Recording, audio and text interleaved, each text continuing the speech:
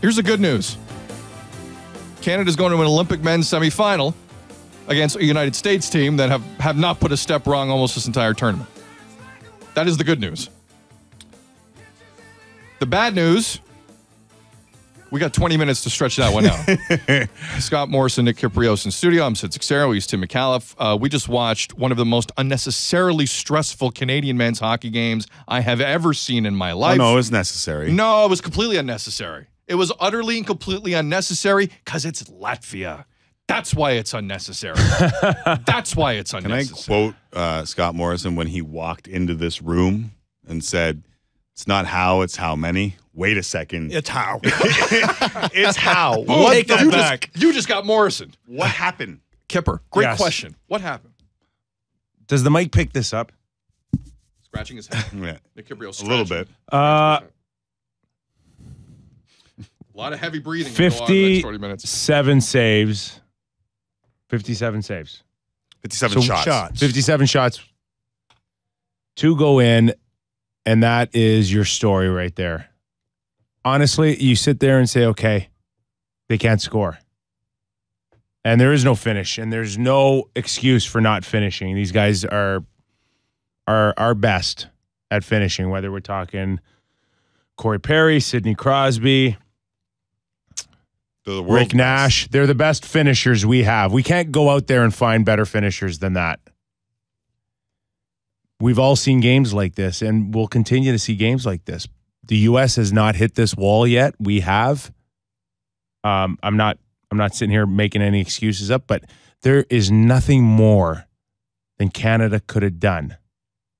Nothing more, and yet other than score. Other than score, and people will scrutinize it, but they played well. They went to the net well. They moved the puck well. They did a lot of things well, except put the puck in the net, and it continues to be a struggle now going into the semifinals. Well, and I think today it was a combination of a lot of different things. One is they were a little bit unlucky around the goal. There's no question about that. They had a crossbar, missed some open nets. The goaltending, a hand on the puck. The goaltending was terrific.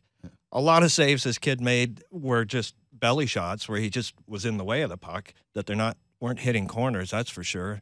I'd love to know the number of shots that missed the net because they had a ton of those as well. And they also moved the puck, and Nick and I were talking about it watching the game, is they're overplaying the puck and they're moving it from areas that are close to the goal to areas that are further away, and it's hard to get the puck through that five-man box. That's just overthinking. That's all. That gets to the point where this Godlevskis is in your head, and you're just thinking that you might need now the extra pass. They're struggling now.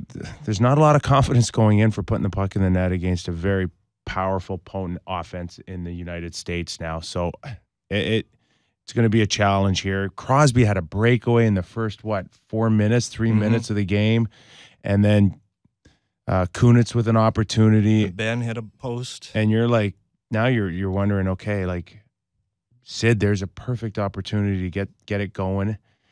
And I know sometimes that you're asked to when you're struggling or can't score, you're asked to simplify things. I thought Sid showed a lack of confidence on that breakaway where he just it lacked creativity, that breakaway by Sid Crosby early.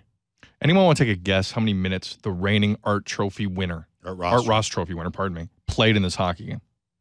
Anyone want to take a guess? Martin St. Louis. More points than anyone in the National Hockey League last season. 3 minutes? 4. He played 4 minutes. Yeah. How does Mike Babcock not really get looked at here for what he's doing in this tournament? Because he's been very... He's not been shy of being combative with some of the Canadian press. Yeah. And I really don't know what the tenor is going to be after this. As far as Marty St. Louis, it doesn't surprise me at all. Remember, he was never picked as the original guy, right? So I guess your question could be, how is the Art Ross guy not picked? Didn't come. Like, I mean, that's where you... The last guy. He's the last guy. He was never in there to replace Stamkos. I think there was a lot of heat on Yzerman to take him. But there was also a moment in this tournament, he's on Crosby's line. I know. So what are we talking about? Like everyone's, there's no consistency with anything. On a game like this, where you can't get inside the center of the ice, it's just not possible. I don't. There's some stuff here that I find personally, very confusing. I would probably sit there, and my guess is that they'd rather go with a bigger body like Ben and Nash than a 5'8" guy, even though he's very special, 5'8" guy. But that just goes back to the original fact that he was left off the team. So I thought your point, and during Hockey Central a little before noon now, was very relevant right now, because I think what Sid's getting to right now is that Babcock's taking some heat because they're rolling 4 lines. Because everyone, including what many people believe to be the best player on planet Earth, is playing 15 minutes a game. But go back to Vancouver 2010, gold medal game. 15 minutes. Sidney Crosby played 15 minutes. 15 minutes. Yeah, I don't think that it was going to change. And I don't think it'll change moving forward. It's Babcock looks down the... But that Crosby had 18 minutes today. Right. At some point, you have to go for your horse. So he ended up with 18. I ended up with 18 minutes. See, to me, that's a significant bump from the 15. And I don't know about you. Like, listen, Tim and I are here live, so we're kind of in and out. Like, we're watching as much as we can. Yeah. It seemed like Crosby was out there every other shift in that third period. You needed a goal, yeah. Right? You needed a goal. And good on, once again, the back end of Canada's blue line, providing the offense that you needed the most. Weber with a bomb. Absolute cannon. Again. And Doughty, again. I mean, like, Doughty played a good game. But they have... So 7 of Canada's 13 goals this tournament have come from Drew Doughty and Shea Weber. I guess the question Sid's asking and the question I'm asking is, yes, it worked for them in Vancouver to play Sidney Crosby and everyone else equal amounts of time. Is it time for this coaching staff to look at their results and say, outside of Austria, we can't score? Maybe instead of juggling lines, we need to find some sort of chemistry and go with it. Well, we wondered whether you just reduce your bench and you give your best players that extra ice time to try and get them kick-started. Well, And maybe that makes a difference. We had Chiarelli on the other day on Hockey Central at noon, and he said that discussion's, we've had that discussion. Mm-hmm. So, obviously, Sid's minutes came up rather large in the third. So, it has to be part of the process here. There's a lot of concern. I wouldn't say panic, but there's a lot of concern now. How are we going to beat a U.S. team that seems to have no problems when it comes to putting the puck in the net? Vancouver, Switzerland takes them to the limit. It wasn't all roses, right? There were moments of doubt. There were moments where you look at that team as great as it looks on paper and say, this should be a lot easier. But this seems like it takes it to a different level, this type of game, doesn't it? At least Switzerland had some degree of European pedigree in international competition where you could say, okay, they're tough. They're not the best team here, but they're tough. This lineup we looked at today, and God, I love Ted Nolan. I love him. This should not have been close. Yeah. And I'm just wondering, in terms of the mood of hockey fans. No, I think more than ever, there's the ability to grab 20 guys like Ted Nolan did and have them play a certain way and keep yourself in a game. I think coaching's more sophisticated than it's ever been before. I get what you're saying on paper. Like, it's ridiculous that it was even needed a late goal. But these guys they're good athletes. They're big. They're strong. They compete. And then if you can get one guy that just stands on his head like a Godlevskis, or did I say that right? I mean, I'm going to butcher that thing about 1,000 times. Godlevskis. If you get a good Godlevskis. I got nailed in the Godlevskis once. There is a chance now that you can make a game of it. Yeah. It is. It's just the way it is now. Like, it's almost boring to see. You're not coaching now. Like, you're coaching not to get blown out 10-0. Yeah. And it's a bit of a rope-a-dope, but it works. It works. It just seems one like stretch pass and everything Canada's done is completely undone. Like, we saw it in the Finland game, too, where they were collapsing the offside winger and having 4 guys surround their goalie and say, okay, try and beat this, what we're doing. And it's working. Maybe playing the Americans is a good thing then. Yeah. Because They'll open it up a little bit. It's going to be similar styles. Just a little. Go back to like now. And today wasn't close, except for on the Think about now, like Except for seven, where it mattered. Well, right? exactly. 7-game series. How about But you're right. San Jose beating the Red Wings and making the playoffs or advancing? Yeah. Remember that? I remember that huge upset. Like Latvian hockey, right there. San Jose hockey. The trap, the sit back and wait for your chance and be strong and win puck battles along the wall. Like Latvia played a big game today. They were physical. They're physical and they were big.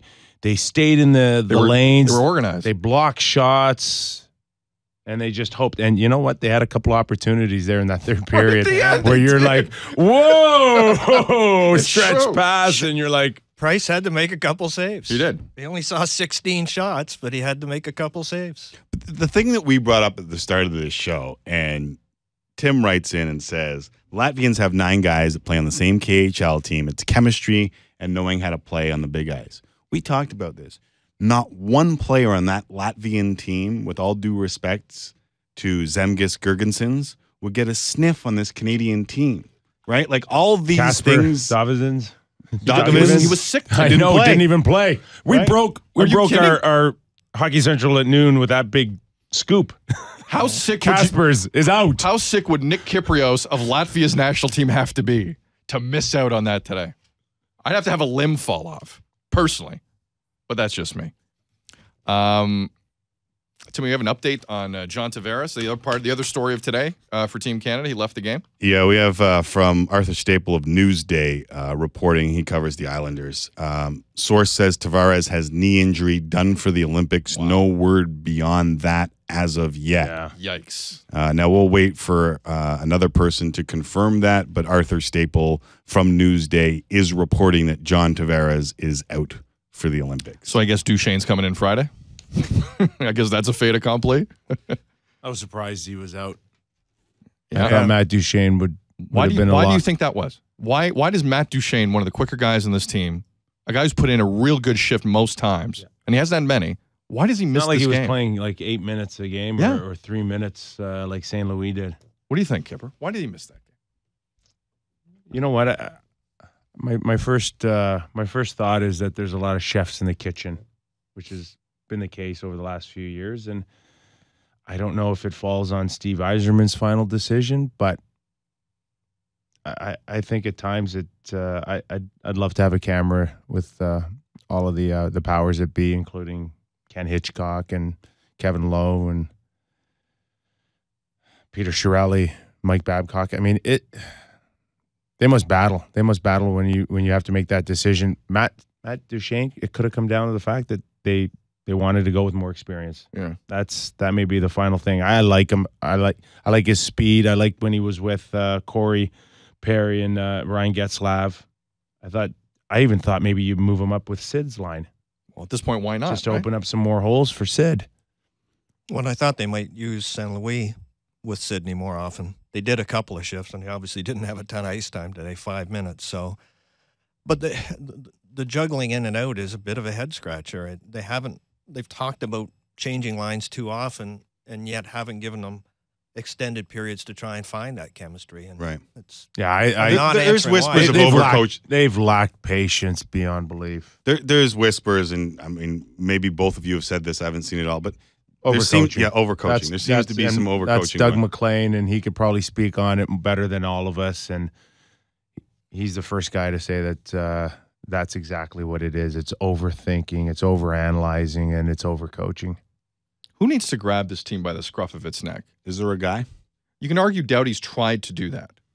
But who's the guy on or off the ice who says at this point, all right, it's time to wake up? Because that American team's rolling through there. They got 4 lines that are cooking. They got one of the best goalies in the world, and this isn't a joke. And I thought Getzlaff tried to do that early. Yeah, I thought Corey Perry late. My first thought is that's Taves. Yeah. That's Jonathan Taves. Makes sense. C or no C, that's more Jonathan Taves for me than it is Sidney. And we saw Taves real good in the third period. Yeah. A couple of block shots, fighting for pucks, getting it down, almost scored an empty netter. He was terrific. It was like I don't want to say he was willing them to win because you shouldn't do that against Latvia, but it was like he wasn't going to let them lose. Let's put it that way. That's going to be tough for them now against the U.S. But what about Scott's point of playing a similar game? Like it is a North American brand we're going to see there predominantly. Does that account for anything, Nick? Do you think? I think it's an interesting point. I don't know how it can't. In all honesty, that this is a U.S. team that wants to put pressure on you. They can score off the rush. They're not sitting back. How does that not play into the guys like Nash right now? And if Duchesne's in now, I mean, that to me, it gives them the best opportunity to get the offense going. So it's go big or go home, obviously, but this is probably something that they probably could have used in the first couple of games, a better test, right? They could have used a game against the Swedes or the U.S. in the first couple of games to really push them to sit there and go, okay, boys, there's no picking up momentum here. It's now is when we need it, and they never had that. And they've had the easiest ride to get to the semifinals on paper, and it's probably hurt them the most. But playing frustrating kitty bar the door type teams. Is it a concern in a tournament this short that we're 4 games in and we don't have a handle on this team? That coaching staff doesn't have a handle on this team. That management. I think staff that's what's. I think that in a nutshell is what's Twitter right now is blowing up with Canadians worried about what's going on. That's the nutshell. As they were in 2010. Mm-hmm. Correct. No change. I can assure you. Correct. No change. But I'm sure you probably felt this way in Turin, too. But did they have more of a clue after 4 games in Vancouver than they do now? Because right now, there are no clear answers. Well, nobody was giving them much of a chance when they went into the Russian game in 2010. Right. And they blew them out. 2-0, yeah. And Niedermeyer and Pronger were really good down the stretch in the last couple of games. And there was questions on Pronger and how good was he and all of it. I think that this is, with Shea Weber and Doughty now going to another level, right? This blue line is as good, if not better, than 2010.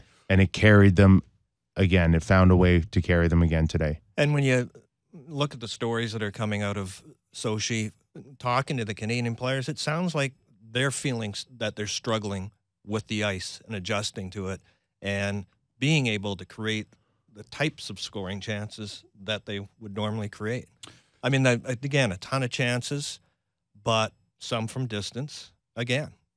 But Canada has the opportunity to find it. Russia does not. No. Their dream of winning gold at home ends. There were 3 other games today. That was one. Finland winning 3-1. Sweden ended the Slovenian Cinderella story. And, of course, the United States moving on. Any reason for any of you here to go away from Carey Price for the United States? Oh, gosh. Isn't that great, though? We've been here 20 minutes now. And we haven't goaltending time. Yeah. We haven't mentioned Carey Price.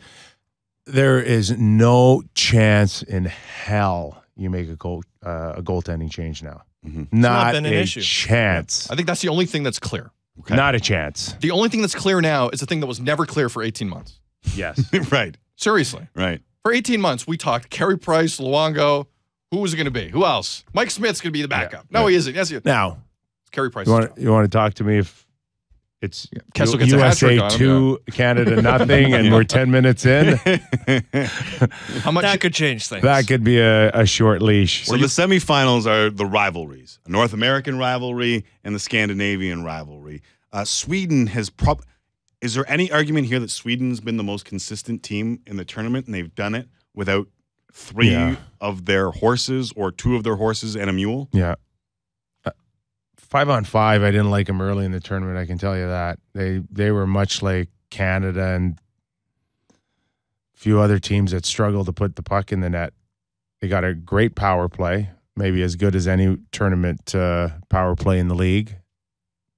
Carlson's going, which is huge. He's so good. And they've got a goalie that's already been down this path before. So, in Lundqvist. I still don't like them. I'll take Finland right now. Oh, yeah? Interesting. I'll take Finland. I think Tuukka Rask can match He's on his game right now, isn't he? And I saw some force out of them today. Everybody, all the Leaf fans want to know how they get Komarov back. Yeah, exactly. They're playing a real solid team game. Guys, the scrums post-game right now are going on. I don't believe Babcock's at the podium yet, but some of the players have scrummed, and Sidney Crosby in the players' area, their post-game, was asked if Canada can get by with this limited production from their forwards. Said Crosby, quote, "I would say not," end quote.